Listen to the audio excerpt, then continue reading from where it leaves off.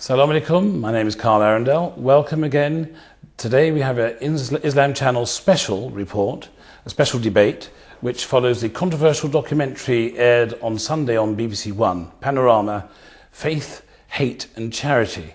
This documentary has caused an enormous disturbance across the country, in particular the Muslim community, who are desperate to have some answers to some of the crucial questions raised as to whether it is legitimate for there to be targeting of charities such as Interpal, which is the main feature of the documentary, whether their work is questionable, whether it is something that should be challenged. Now, in the studio today I have a number of guests who all have some significance in the whole debate. On my right, my first guest is Lauren Booth, a journalist.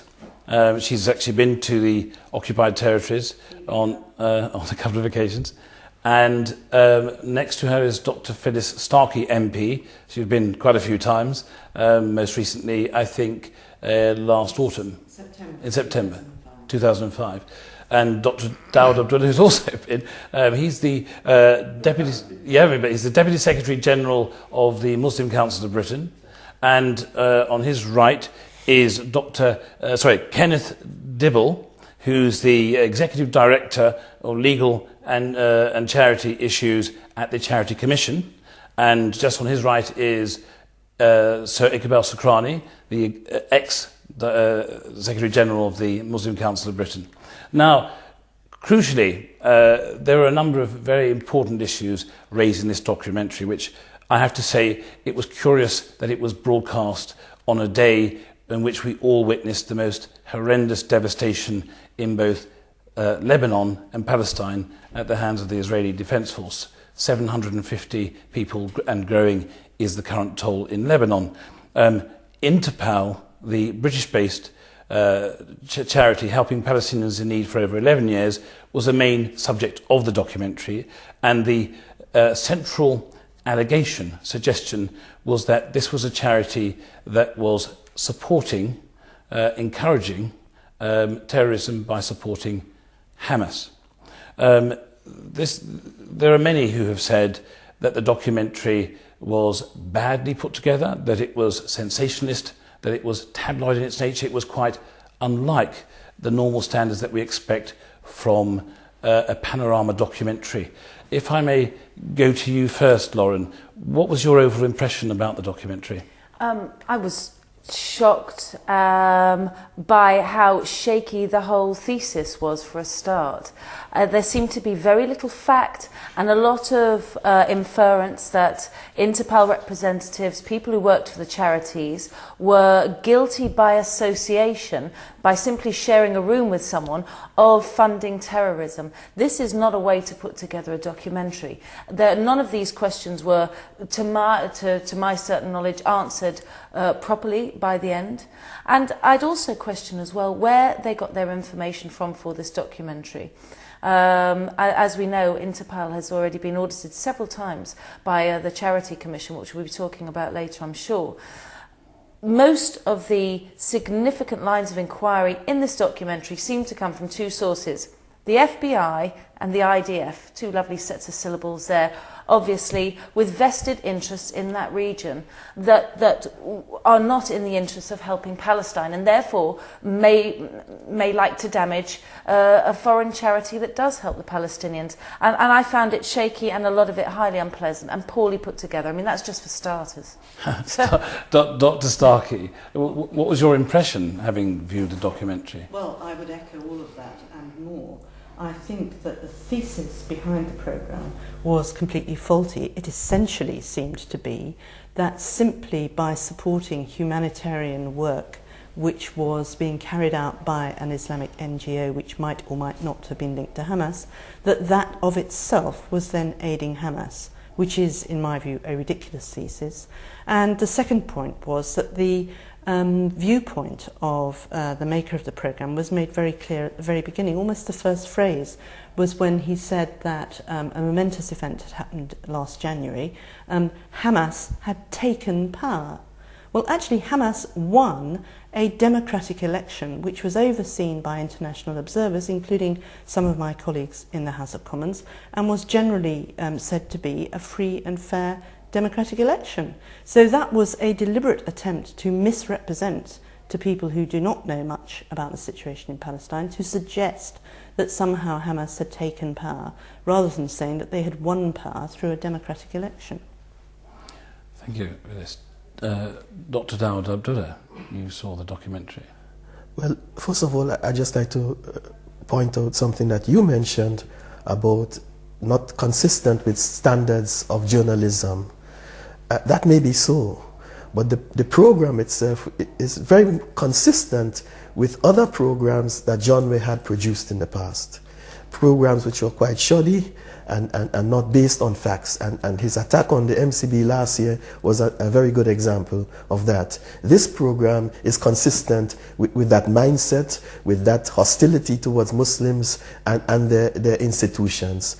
Having said that, the issue of the timing is also important. You mentioned the events in Lebanon, but we should not forget that this documentary was aired at a time when the territories are under siege. They are under economic blockade. People living below the poverty line is rising by the month, you know, and that is the crux of the matter. John Ware did not propose an alternative. Although he sought to, you know, malign Interpol, he didn't tell us what the alternative is. He couldn't care less whether these people perished. And I think we also have objections on the way he presented our faith. The title of the program is Faith, Hate and Charity. And there's an insinuation here that our faith is one that is associated with hatred, with mayhem, with bloodshed, etc. Thank you, Dr. Dawud. Kenneth Dibble, you have spent some time involved in the affairs of Interpol in your capacity at the Charity Commission. You were interviewed on the documentary, and whilst I'm aware from talking to your office that you were interviewed at length, probably over 90 minutes by John Ware, that it was one small clip that was selected for use in the programme. Now, I have to say that that particular clip has caused a bit of a storm. It's caused more of a storm than just about everything else in the programme, because if there is seen to be a wavering on the part of the Charity Commission, then this suggests that perhaps Interpol may well be involved in activities which are in breach of the law. What do you have to say to that, Mr. Dibble? Well, it's not for the Commission to comment on the standards of journalism of the programme. The BBC is a public service broadcaster. Panorama has a reputation of good and solid journalistic programmes in the past, and that's why we agreed to participate in the programme. It's not for us to comment about how we were used and to what extent the interview given by me was used in the programme. But what I would say is that the programme did raise certain serious issues which the Commission, as the charity regulator, has to look at. And what I would also say, that given what we have to do now in assessing the material produced by the programme, is there is an issue about the distinction between evidence and conjecture in the programme, which will be an issue for us when considering what we do next. Before I move on to you, Sir Iqbal, if I may just say, the Charity Commission has investigated Interpol on at least 2 occasions. They were quite extensive investigations. My own understanding is that on the last occasion, which was in 2003, and that was after the designation by the US, that you were already embedded in the offices, or rather the Charity Commission was, for several months prior to that designation, and that you were there for months later. That was an in-depth and thorough investigation, was it not? I think you need to see this in the context of the work we were doing with Interpol generally. There were concerns raised very early on in 1996 about the associations of Interpol and supporting terrorism in the territories. And we had to look at that through the medium of an investigation, which we did, and we looked at the way the charity operated in this country and the way it spent and applied its funds abroad, and its accounts of financial controls, and what the trustees were doing generally. And we found that the organisation was a committed organisation, that its controls were perfectly adequate. It produced its accounts. We did audit trails of the application of its funds, and we didn't find anything untoward about its contribution and the enormously valuable work it does in giving humanitarian relief to those Palestinians who are in dire need of assistance and support. And we support, generally, as we do all charities, the valuable charitable work that the organisation carried out.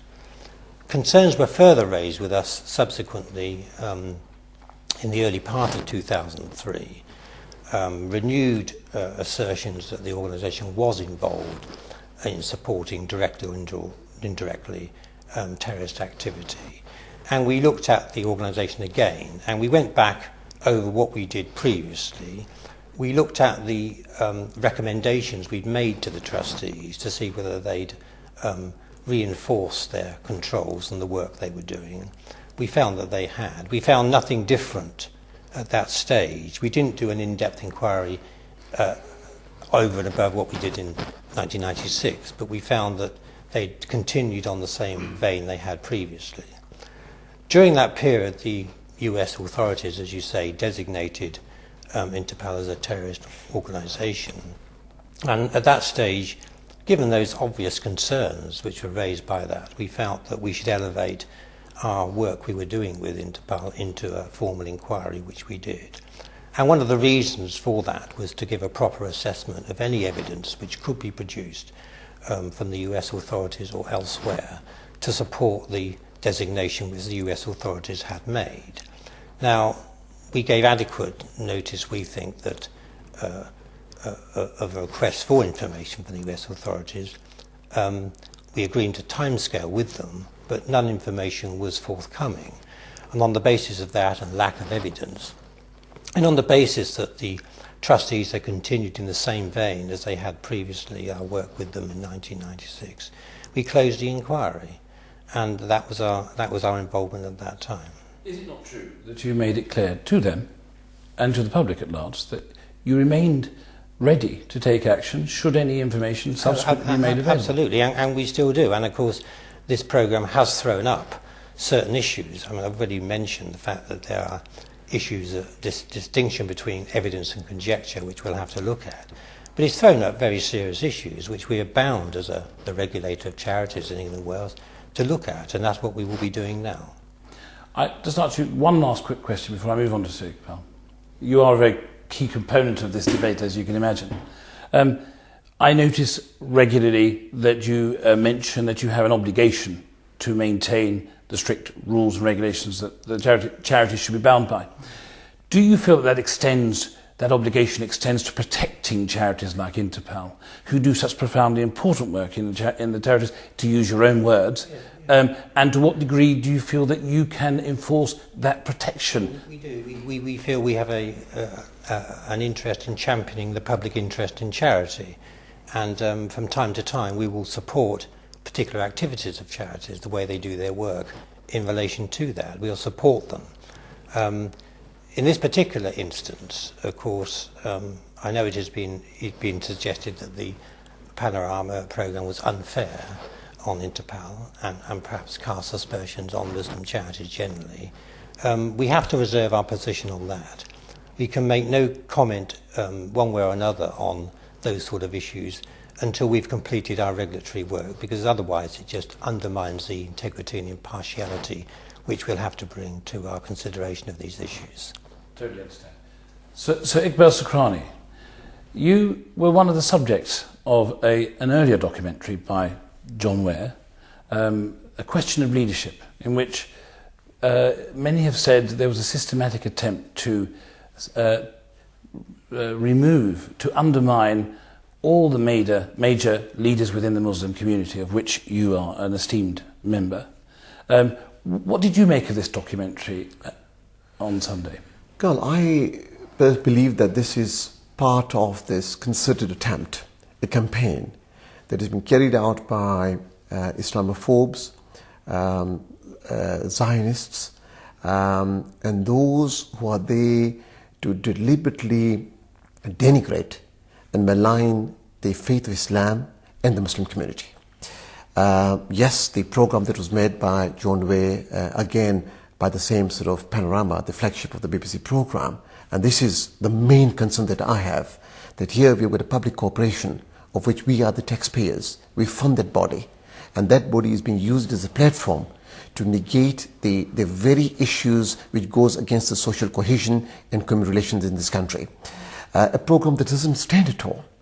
I mean, as you rightly pointed out, in terms of the quality of journalism, the quality of evidence presented, there was nothing new in the program that came out. The very same issues that have come out in the past have actually been presented to the Charity Commission. They've gone through this time and again. The Foreign Office were deeply concerned what was going on. They waited for the report to come from the Charity Commissioners. A clean report of finding was given to them. And the person fails to even come out into the open, saying that such thorough investigation has been carried out. And we must also not forget that there was a press release issued by Interpol that similar allegations were made by the Board of Deputies of British Jews. And as I'm sure you're aware, that they had to then retract. There was an apology that came in. It went up to the courts. And the very same allegation that they were linked with a terrorist organization, and if there was any truth into it, I'm sure the Board of Deputies would not have apologized or would not have retracted. And there was, I believe, heavy damages paid to Interpol.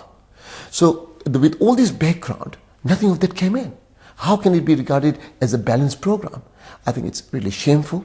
It's disgusting that here a public corporation is using its platform to negate that very onerous and very dangerous information into the public domain.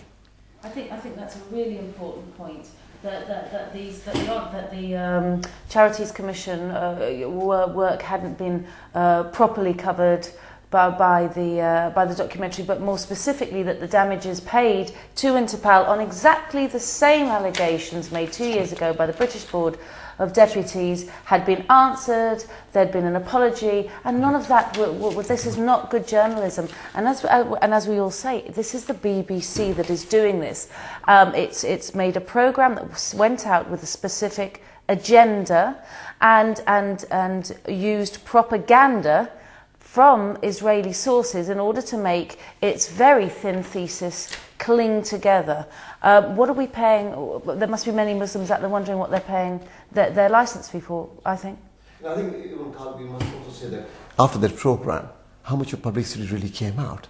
I mean, if it was something of real substance, then I think it would have been seen in terms of the papers would have picked up, and certainly there are journalists who are very credible and they want to sort of see if there's something serious. And this is a very serious allegation being made, a front for a terrorist organization. My God, it's a very serious point. So I think it has been dismissed by public at large.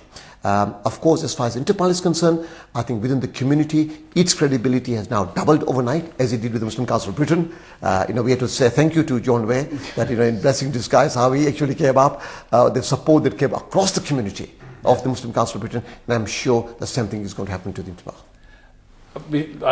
There are questions I'd like to address across the panel here, but before we do that, I have online Mr. Muin Rabin, who featured in the programme.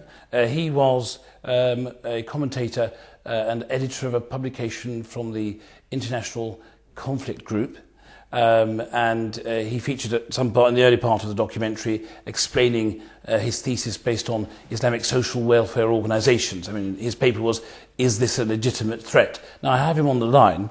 Mr. Rabini, are you there? Yes, hi, Rabani. Hello. Thank you very much for joining us. I recall in your document that you produced in 2003 that you made a comment, and I'll just refer to that.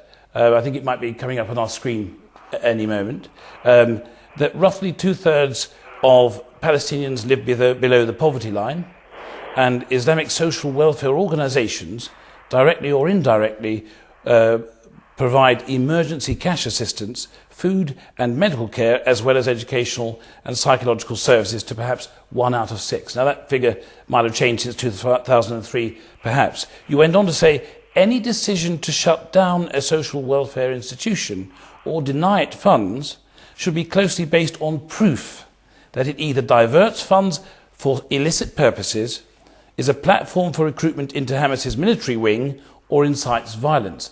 Do you stand by that statement that you made in 2003? Well, let me start with two other comments. The first is that the International Crisis Group report that you refer to is not my individual work. It represents the position of the organization as a whole. And second of all, I haven't yet seen the BBC documentary you refer to. But as far as your statement about standards of evidence, that seems to me to be an obvious point to make. And there's no reason why it shouldn't remain as applicable today as it was when the report was published in 2003. Mr. Rabini, you were asked a very direct question about Interpal, I believe, by John Ware. What was that, and what was your response? Well, I haven't seen the documentary, and from the portions of the transcript that you sent me, it doesn't appear that that part of the interview relating to Interpal was actually referred to or was featured in the documentary, but I was asked about it several times. And this is several months ago, but as I recall it, I answered that I wasn't aware of all the details of the case and therefore had nothing to add to what the British government had said about this, and that I assumed that if there was wrongdoing on the part of Interpal, that the British government, the British authorities, would have made an issue out of it. Now, again, that's how I recall the conversation, and it shouldn't be difficult to get a transcript of the actual interview I do recall you mentioned that you felt that the Charity Commission, their integrity should be respected. Is that what I'm featured as saying in the... No, I think when we talked, I understood that's the sort of inference you made. Yes, no, of course. I mean, here you have a situation where you had a charity registered in the United Kingdom, suspected of wrongdoing by the British authorities. As I understand the situation, a detailed investigation was conducted by the British authorities, and no evidence of wrongdoing was found. I don't have more information about this case than the British government does, and so given the facts available to me, I have no reason to doubt the conclusions that were reached by the British government. Okay, I have to say that I know a lot of you are wanting to respond to Mr. Rabini. Mr. Rabini, could you please stay on the line? We're going for a short break, and we'll be back in a moment, and some of our panelists would like to address some questions to you, if you just hold with us. Thank you very much.